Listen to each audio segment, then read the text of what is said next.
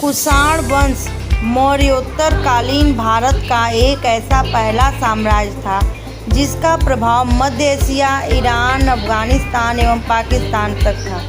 यह साम्राज्य अपने चरमोत्कर्ष पर तत्कालीन विश्व के 3 बड़े साम्राज्यों रोम, पार्थिया एवं चीन के समकक्ष था। कुषाण वंश के शासक भीम कडफिसेस भारत में कुषाण वंश का संस्थापक कुलुज कडफिसेस को माना जाता है। यह यूची कबीले का शक्तिशाली सरदार था। इसके नेतृत्व में यूची कबीला उत्तर के पर्वतों को पार हुआ भारतीय उपमहाद्वीप में प्रवेश किया। यहाँ इसने यूनानी राजा हरमोयम नामक व्यक्ति को हराकर काबुल तथा कश्मीर को अपने अधिकार में ले लिया। कनिष्क भीम कडफिसेस के बाद कुषाण वंश की बागडोर कनिष्क के हाथों में आ गई। कुषाण शासकों में कनिष्क सबसे महान एवं योग्य शासक था। इसके काल में कुषाण शक्ति अपने चरमोत्कर्ष पर थी। कनिष्क के राज्याभिषेक की तिथि 18वीं मानी जाती है। इसी वर्ष से शक संवत का प्रारंभ माना जाता है। कनिष्क के पुरुषपुर पेशावर को अपने राज्य की राजधानी बनाया। इसके राज्य की दूसरी राजधानी मथुरा थी। कनिष्क की विजयों में सबसे महत्वपूर्ण विजय चीन पर थी। कनिष्क ने चीन के इन राजवंश के शासक पांचाओं को हराया था।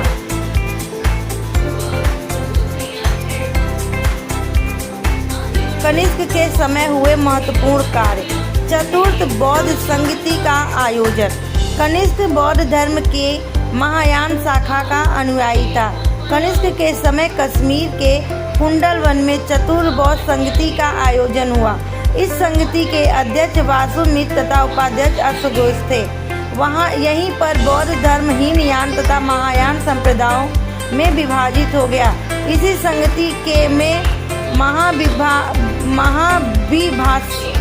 नामक पुस्तक का संकलन किया गया।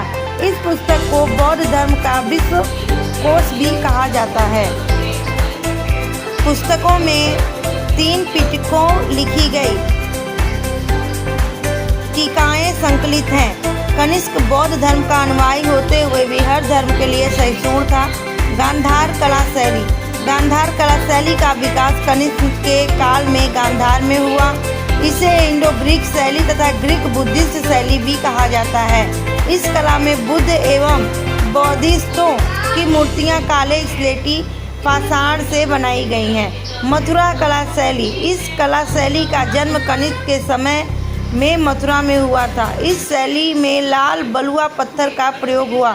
इस शैली में बौद्ध, हिंदू एवं जैन धर्म के संबंधित मूर्तियों का निर्माण हुआ। बुद्ध की प्रथम प्रतिमा के निर्माण का श्रेय भी इसी शैली को जाता है। सिल्क मार्ग पर अधिकार। कनिष्क ने चीन से रोम को जाने वाली सिल्क मार्ग की 3 मुख्य शाखाओं पर अधिकार कर लिया था। कैस्पियन सागर से होकर जाने वाली मार्ग, रूम सागर पर बने बंदरगाह तक जाने वाला मार्ग, भारत से लाल सागर तक जाने वाला मार्ग। विद्वानों को आश्रय। कनिष्क ने अपने राज्य में विद्वानों को आश्रय दिया था। कनिष्क कला और विद्वता का आश्रयदाता था। कनिष्क की राजसभा अनेक विद्वानों से सुशोभित थी, जैसे अश्वघोष, नागार्जुन, वासुमित्र, चरक आदि। बुद्धचरित, सौंदरनंद, सरिपुत्र, प्रकड़ग एवं सूत्रालंकार के रचनाकार अश्वघोष थे। बुद्ध चरित्र को बौद्ध धर्म का महाकाव्य कहा जाता है। नागा अर्जुन दार्शनिक ही नहीं बल्कि वैज्ञानिक भी थे। इन्हें भारत का आइंस्टाइन भी कहा जाता था। इन्होंने अपनी पुस्तक माध्यमिक सूत्र में सापेक्षता का सिद्धांत प्रस्तुत किया है। वासुमित्र ने बौद्ध धर्म के विश्वकोश महाविभाषा की सूत्र की रचना की। चरक विद्वान एवं वैद्य था। इसे चरक संहिता की। इन्होंने चरक संहिता की रचना की। कुषाण वंश के सिक्के। सर्वप्रथम सर्वाधिक मात्रा में कुषाणों ने सोने और तांबे के सिक्के जारी किए। कनिष्क के तांबे के सिक्कों पर उसे बलि देवी पर बलि देते हुए दर्शाया गया है। कनिष्क के अब तक के प्राप्त सिक्के यूनानी और ईरानी भाषा में मिले हैं। कनिष्कों ने चांदी के सिक्के नहीं चलाए थे। कनिष्क कुषाण वंश का पतन। कनिष्क की मृत्यु के बाद कुषाण वंश का पतन प्रारंभ हो गया। कनिष्क के बाद उसका उत्तराधिकारी वासिष्ठ गद्दी पर बैठा। यह मथुरा और समीपवर्ती क्षेत्रों पर शासन करता था। इसके बाद क्रमशः भूमिष्ठ वासुदेव शासक हुए।